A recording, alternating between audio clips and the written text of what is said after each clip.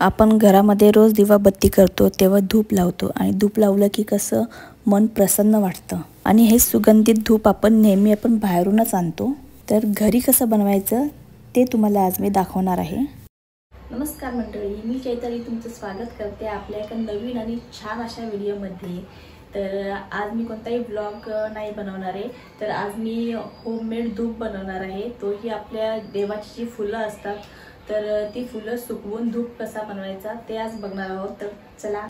धूप बनवण्यासाठी इथे मी हाराची फुलं सुकवून घेतलेली आहेत। त्यामध्ये आंब्याची पानं सुद्धा आहेत, झेंडूची फुलं, गुलाबाची फुलं, नारळाची साल आणि संत्र मोसंबीची साल हे सुकवून घेतलेली आहे। आणि हे सर्व मी उन्हात नाही तर घरातल्याच हवेत सुकवलेलं आहे। आणि त्याचबरोबर इथे 10-12 लवंग आणि तमालपत्र पण घेतलेले आहे। हे ऑप्शनल आहे, तुम्ही स्किपही करू शकता। आता सर्वात अगोदर आपल्याला हे सर्व मिक्सरला बारीक करून घ्यायचं आहे। सगळं एकत्र बारीक न करता वेगवेगळं बारीक करून घ्यायचं आहे। आता हे सर्व मी छोट्या भांड्यामध्ये थोडं थोडं करून बारीक करून घेणार आहे।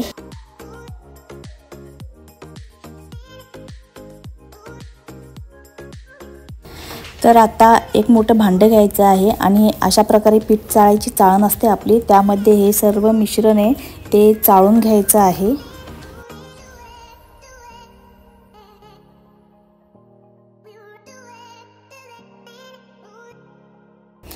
आता अशाच प्रकारे मी सर्व मिश्रण बारीक करून चाळून घेणार आहे। आणि यामध्ये अजून छान सुगंध येण्यासाठी मी कापूर घालत आहे आणि तोही बारीक करून चाळून घेणार आहे। कापरामुळे धुपाला मस्त असा सुगंध येतो आणि आपण देवाला तो जाळतोच, त्यामुळे इथे मी कापूर पण घेतलेला आहे। चाळल्यानंतर त्यामध्ये जो मोठा कचरा राहतो तो टाकून द्यायचा आहे।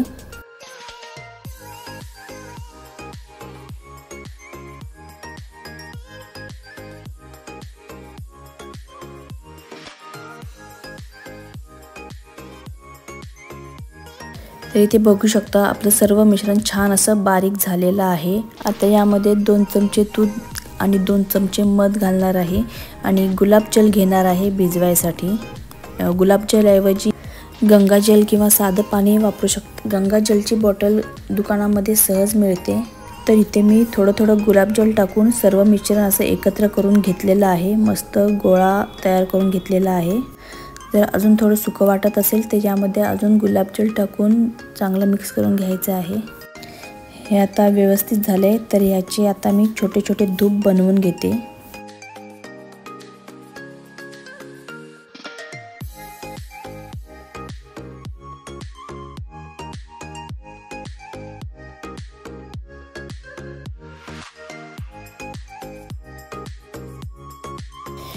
किती छोटा किंवा किती मोठा आकार बनवायचा आहे हे संपूर्ण तुमच्या मनावर आहे। तर इथे बघू शकता तुम्ही मी एवढ्या आकाराचे बनवत आहे।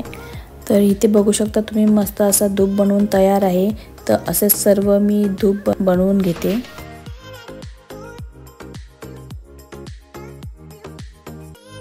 तर आपलं धूप बनवून तयार आहे आणि बनवताना एवढा मस्त सुगंध येत होता ना, एवढा छान स्मेल येत होता, पूर्ण घरात स्मेल पसरलेला आहे।